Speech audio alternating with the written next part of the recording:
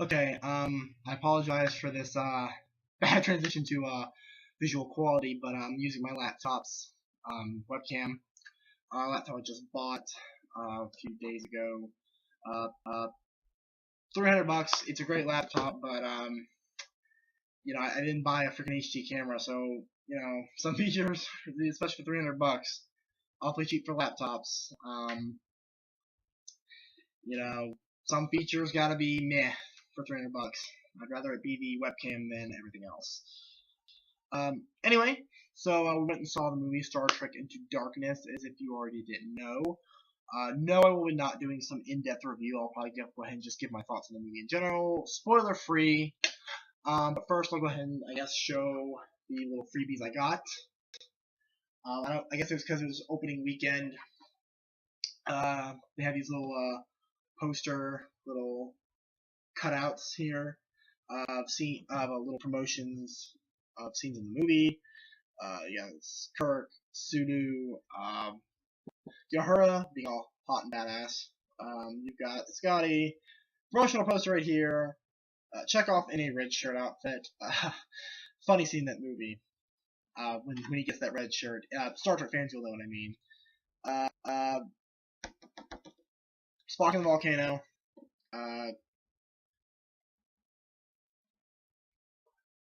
Yeah, it's McCoy. I had to freaking think I was thinking who it was for a second. And the villain, who I can't remember what his name is because I just saw the movie.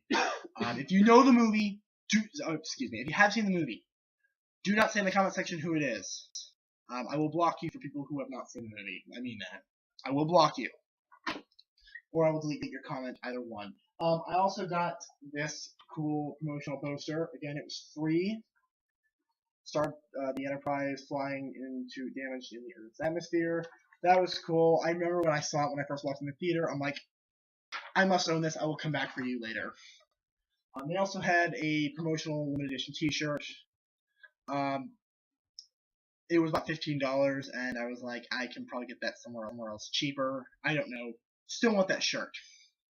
But no, anyway. So I saw the movie, and I will say this: if you are a hardcore Star Trek fan, now I am a hardcore Star Trek fan, and I like this movie, but I'm probably in the minority of people who will. I will say that right now. I will probably be in the minority of people who actually like this movie if you're of the hardcore fans. I'm not, like I said, because I can't give spoilers. I can't say why. If you have seen the movie, and you are an in-depth Star Trek fan like I am, and you've been in the fan base for years, you will know why people will hate this movie. You may be even one of the people who hate it. But I guess I'll go ahead and give it on the plot. I didn't mind the plot. Right off the bat, I mean, it's kind of the generic-ish plot if you don't know how it's going to end up. I do like the way it ended up. I didn't think I would at first when the big twist was revealed, but I did like how the latter half of the movie went. But yeah, when you go into the movie, it's generic plot. Terrorist does an act of terrorism. We got to go after him. There's a lot of movies with that plot, and I knew this going into the movie, what the plot was going to be. I didn't know about the twist. I actually did keep myself spoiler-free going into this movie, surprisingly, because I'm not a dumbass and I didn't want to go on a review from some loving or angry Star Trek fan giving it away. So I went into this thinking it's going to be the generic, we have to go after the baddie. What else was I going to say? Okay, so the characterization. In this movie, it's mainly Kirk and Spock. Most of us expected it going into this movie. Chris Pine and Zachary Quinto they're good people to play them. Especially Zachary Quinto as Spock. I think he just does a phenomenal job, and he did a great job in this movie. Just fan fucking tastic. Chris Pine did a good job as his incarnation of Kirk. Due to the fact that this is an alternate Kirk, I don't really mind his characterization of Kirk. It actually, his characterization was great as well, especially in that last act. That was, it was very, it was, I don't want to say the most well written. It was definitely, isn't bad, but it was definitely very well played.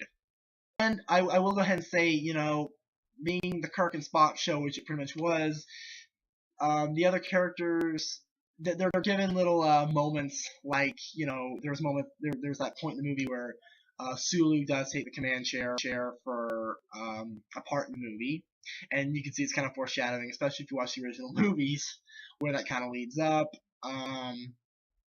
Uhura, her relationship with Spock it's not that much explored as it was in the first movie. It's kind of still in that little, they're having a relationship, but they have their funny little moments, and Uhura does do something pretty cool in the last act.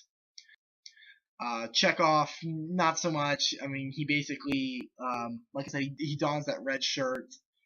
I'm not gonna say why, but he did well for the very little he was given, and he wasn't given much. McCoy sadly was not given anything in this movie. That was a big disappointment because I really liked the actor's portrayal of McCoy. In fact, he was probably one of my favorites in the first film. But it was definitely a disappointment that he didn't get very much at all. Every line he did do was beautiful. Him and Zachary Quinto are just fantastic. I will say Sulu, the entire cast does a good job, but those two are probably my favorites. And Scotty, you will be satisfied if you are a Scotty fan. Maybe not the most satisfied, but if you're a Scotty fan like me, you are satisfied with what he was given. And I'm glad he was given more in this movie than he was in the last film. My biggest disappointment, I will say, was the villain. I can't remember his name for the life of me. I'm sorry, but